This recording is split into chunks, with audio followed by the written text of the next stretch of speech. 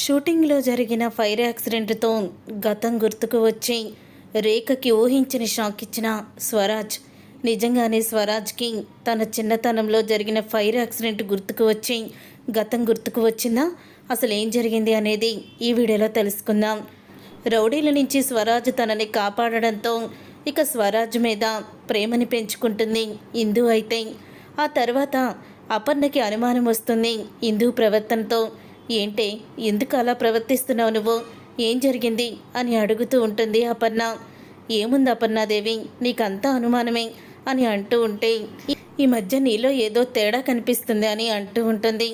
తేడా లేదు, ఏమీ లేదులే అని మాట దాటేస్తుంది ఇందు. కానీ శ్వేత కనిపెట్టేస్తుంది. అక్క, నిన్ను కాపాడిన స్వరాజ్ని నువ్వు లవ్ చేస్తున్నావు కదా అని అడుగుతూ ఉంటే అప్పుడే ఇక కనిపెట్టేశావా అని అంటూ ఉంటుంది ఇందు. అవునక్క, చెప్పు, అతన్ని లవ్ చేస్తున్నావని అంటూ ఉంటే అవును, అతను చాలా మంచివాడు. ముందులో నాతో గొడవ పెట్టుకుంటే తనకి ఎంత పొగరు అనుకున్నాను, కానీ తర్వాత తను నన్ను ఆ క్లబ్లో రక్షించాడు చూడు, అప్పటి నుండే తన మీద ప్రేమ పుట్టింది.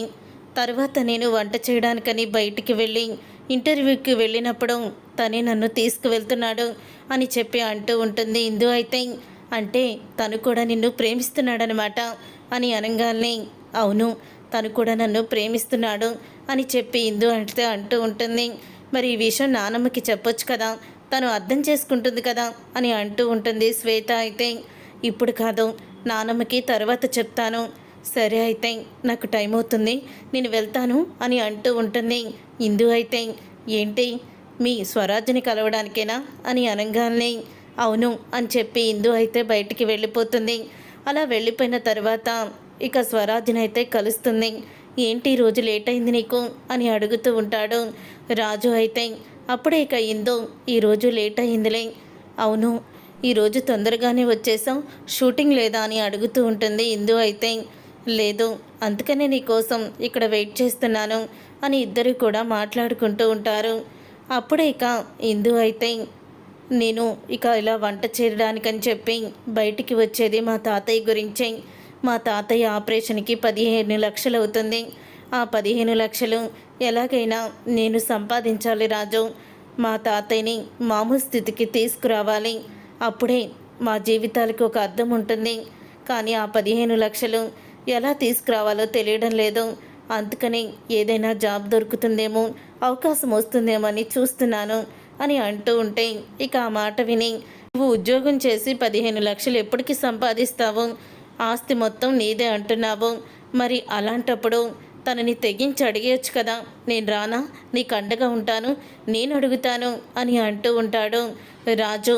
అప్పుడే ఇక అంటూ ఉంటుంది ఇందు, వద్దు, మా రేఖ అంటే చాలా డేంజరస్, తనకి నువ్వు ఎదిరించలేవు, నువ్వు ఎప్పుడు ఎదిరించాలో అప్పుడు నేను చెప్తాను అని అంటూ ఉంటుంది ఇందు. అయితే సరే అయితే నేను ఇంటర్వ్యూకి టైం అవుతుంది, వెళ్తాను అని ఇక ఇందు అయితే వెళ్తుంది. అప్పుడే ఇందు తన తాతయ్య కోసం పడుతున్న కష్టం చూసి రాజు అయితే 15 లక్షలు నేనన్నా ఎక్కడి నుంచి తీసుకొస్తాను అని అనుకుంటూ ఉంటాడు.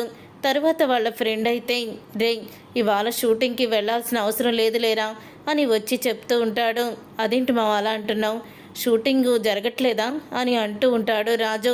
షూటింగ్ జరుగుతుందిరా, కానీ మనం అసలు ఆ షూటింగ్లో ఏమీ చేయలేము, ఎందుకంటే అదేదో ఫైర్ యాక్సిడెంట్కి సంబంధించిన సీన్ అంట. ఇప్పుడు ఆ ఫైర్ యాక్సిడెంట్లో మనకి ఏదైనా దెబ్బలు తగిలితే అని అంటూ ఉంటే రే, దెబ్బలు ఏమీ తగలలేవురా, అయినా అన్నీ కూడా జాగ్రత్తలు తీసుకుంటాం కదా అని చెప్పి అంటూ ఉంటాడు. రే, ఎంత డబ్బులు ఇచ్చినా ఇంత ప్రమాదకరమైన ఫీట్ని చేయడానికి ఎవ్వరూ ముందుకు రావటం లేదురా. అదే అసలు ఆ డైరెక్టర్ దీనికోసం 5 లక్షలు ఇస్తా అన్నాడు, కానీ ఎవ్వరు కూడా సాహసించడం లేదు, ఎందుకంటే దీంట్లో డేంజర్ ఉంటుంది కదా, అందుకని ఆలోచిస్తున్నారు అని అంటూ ఉంటాడు. 5 లక్షల ఇందుకి నేను కొంచెమన్నా సహాయం చేసినట్టు ఉంటుంది, దీన్ని ఎలాగైనా చెయ్యాలి అని అనుకుంటూ ఉంటాడు రాజు. అయితే అలా అనుకున్న రాజు తర్వాత ఇక షూటింగ్ అని చెప్పేసి ఒప్పుకొని వెళ్ళిపోతాడు. అలా ఒప్పుకొని షూటింగ్లో అయితే పాల్గొంటాడు. బైక్ మీద నువ్వు ఇలా జంప్ చేస్తే ఫైర్ యాక్సిడెంట్ అవుతుంది, సరేనా అని డైరెక్టర్ అయితే చెప్తూ ఉంటాడు. అప్పుడే బైక్ మీద నుంచి ఇక తను వచ్చేటప్పుడు ఫైర్ యాక్సిడెంట్ అయితే పెద్దది అవుతుంది. ఒకేసారి పెద్ద శబ్దం వస్తుంది. దాంతో ఇక ఆ ఫైర్ యాక్సిడెంట్ చూసి రాజుకి కళ్ళు తిరిగినట్టు అయిపోయి అక్కడ బైక్ మీద నుంచి పడిపోతాడు. బైక్ మీద నుంచి పడిపోవడంతో తన తలకి గాయం కూడా అవుతుంది. అప్పుడు ఇక రాజుని హాస్పిటల్కి అయితే తీసుకువెళ్తారు. రాజుని పెంచిన వాళ్ళు కూడా వాళ్ళ అమ్మా నాన్న కూడా అక్కడికి వస్తారు. వచ్చాక మా రాజుకి ఏమైంది అని కంగారు పడుతూ ఉండగా, పర్వాలేదు, ప్రమాదంలో తలకి గాయమైంది, తన ప్రాణాలకి ప్రమాదం ఏమీ లేదు, భయపడకండి అని డాక్టర్ అయితే చెప్పడంతో అప్పుడే ఇక డాక్టర్ మాట విని ఇక కుదుట పడతారు వాళ్ళు. స్పృహలోకి వస్తాడు రాజు. అయితే తనకి చిన్నతనంలో ఆ బాంబు యాక్సిడెంట్ అయితే మొత్తం కూడా కళ్ళకి కట్టినట్టు గుర్తుకు వచ్చేస్తుంది తన గతం. తన గతం గుర్తుకు వచ్చి అన్నీ కూడా గుర్తు చేసుకుంటూ ఉంటాడు. బస్సులో అందరూ కూడా ఆడటం పాడడం అంతా కూడా గుర్తు చేసుకుంటూ ఉంటాడు. స్వరాజ్ అయితే అప్పుడే ఒక్కసారి అమ్మా అని గట్టిగా అరుస్తూ పైకి లెగుస్తాడు. నాన్న రాజు, ఏమైంది నాన్న, నేను ఇక్కడే ఉన్నాను నాన్న అని అంటూ ఉంటుంది. అప్పుడే ఇంకా ఆమెని చూసి తరువాత తన జీవితంలో జరిగినవి కూడా గుర్తుకే ఉంటాయి రాజుకైతే. తను వాళ్ళ దగ్గర పెరిగింది అంతా కూడా గుర్తుకొస్తుంది. చివరికి ఇందు కూడా గుర్తుకు వస్తుంది. నాతో ప్రేమలో ఉన్న ఇందు అచ్చం అత్తయ్యలాగే ఉంది. అంటే తను అత్తయ్య కూతురు ఇందునా? అప్పుడు ఇందిరాదేవి అని అత్తయ్య కూతురికి పేరు పెట్టారు. నన్ను అందరూ ఇందు అని పిలువ అని చెప్పారు. ఆ ఇందునే మా అత్తయ్య కూతురే ఇందునా? అంటే మా తాతయ్యకి రేఖ అంటే రుద్రాని కూతురేమో. నాకు ఏమీ సరిగ్గా గుర్తుకు రావడం లేదు. మా తాతయ్యకి ఆపరేషన్ చెయ్యాలా? నా కుటుంబం ఏదో ప్రమాదంలో ఉంది, నేను వెంటనే అక్కడికి వెళ్ళాలి అని అనుకుంటూ ఉంటాడు. రాజైతే నీ కుటుంబం ఇక్కడే ఉంది కదా అని అంటూ ఉంటుంది వాళ్ళమ్మ. అప్పుడే ఇక రాజుకి గతం గుర్తుకు వచ్చిందని వాళ్ళ నాన్నకి తెలుస్తుంది. రాజుకి గతం గుర్తుకు వచ్చింది అని చెప్పడంతో, అంటే రాజు మనల్ని వదిలి వెళ్ళిపోతాడా అని ఏడుస్తూ ఉంటుంది. అమ్మా, నేను మిమ్మల్ని వదిలి ఎక్కడికి వెళ్తాను? కానీ నా కుటుంబం ఇదే ఊర్లో ఉన్నారు. నా కుటుంబాన్ని నేను చూసి వస్తాను, కానీ మిమ్మల్ని నేను వదలనమ్మా అని అంటూ స్వరాజ్ అయితే చెప్తాడు. అప్పుడే ఇక ఆ మాట విని వాళ్ళు చాలా ఆనందపడుతూ ఉంటారు. తరువాత ఇక చదువుకొని ఆన్లైన్ ద్వారా చదువుకొని డిగ్రీ పరీక్షలు రాసిందని ఐశ్వర్య అయితే ఇందు గురించి రేఖకైతే చెప్పేస్తుంది.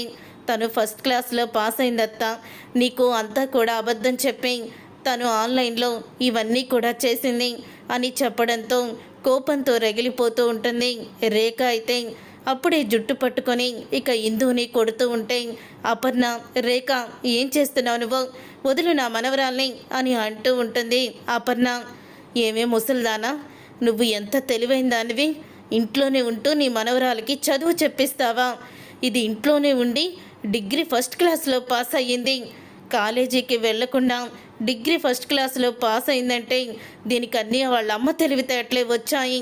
నాకు తెలిసే మీ అమ్మ మామూలు తెలివైంది కాదు అని అంటూ ఉంటుంది రేఖ. అయితే ఈ రోజుతో నీకు సంతకం పెట్టి ఆస్తిని ఇంకొకరికి రాసే పవర్ అయితే వచ్చింది. నేను ఇన్ని రోజుల నుంచి ఎదురు చూస్తుంది ఈ రోజు కోసమే. ఈ ఆస్తి పత్రాల మీద సంతకం పెట్టు అని అంటూ ఉంటుంది రేఖ. నేను పెట్టను అని అంటూ ఉంటుంది ఇందు. అయితే నువ్వు పెట్టకపోతే ఇదిగో మీ తాతయ్యని ఇక్కడి నుంచి కిందకి తోసేస్తాను అని అంటూ ఇక భూషణ్తో తోసేమని చెప్తుంది మళ్ళీ. అప్పుడే భూషణ్ అయితే నేను పెట్టనంటే పెట్టను అని అనడంతో సుభాష్ ఒక వీల్ చైర్ని కిందకి నెట్టేయబోతూ ఉంటాడు. అప్పుడే వీల్ చైర్ని పట్టుకుంటాడు రాజు. అయితే ఇక రాజుని చూసి సుభాష్ అలాగే అపర్ణ, రేఖ షాక్ అయిపోతూ ఉంటారు. అప్పుడే ఇక అపర్ణ అయితే పరిగెత్తుకుంటూ వచ్చి నాన్న స్వరాజ్ అని అంటూ ఉంటే, అవునమ్మమ్మ, నేను మీ మనవడు స్వరాజ్ని, నేను బ్రతికి ఉన్నాను నానమ్మ, అమ్మమ్మ అని అంటూ ఉంటాడు. అప్పుడే ఇక ఆ మాట విని షాక్ అయిపోతూ ఉంటుంది రేఖ. అయితే ఇక షాక్ అయిపోతూ నువ్వు బ్రతికి ఉన్నావా అని అంటూ ఉంటే, అవును, ఇన్ని రోజులు మా అమ్మమ్మని మా తాతయ్యని ఇందుని నువ్వు పెట్టిన కష్టాలకి బదులు తీర్చుకోవడానికే వచ్చాను. ఈ రోజు నుంచి ఈ ఆస్తి నాది, ఇందు నాది. మా అమ్మమ్మ మా తాతయ్య ఇద్దరు కూడా ఈ ఇంట్లో ఎప్పుడైతే ఎలాగైతే ఉన్నారో అలాగే ఉంటారు. నువ్వు నీ కుటుంబాన్ని మొత్తం అందరినీ తీసుకొని బయటికి పో అని అంటూ ఊహించని షాక్ ఇస్తాడు రాజు. అయితే చూసారుగా ఫ్రెండ్స్, రాబోయే కథలో ఖచ్చితంగా ఇలాగే జరగబోతుంది. మరి ఇలాగే జరగాలని మీరైతే కోరుకుంటున్నారా? అయితే వీడియోని తప్పకుండా లైక్ చేయండి. లైక్ చేసి మా ఛానల్ని సబ్స్క్రైబ్ చేసుకోండి.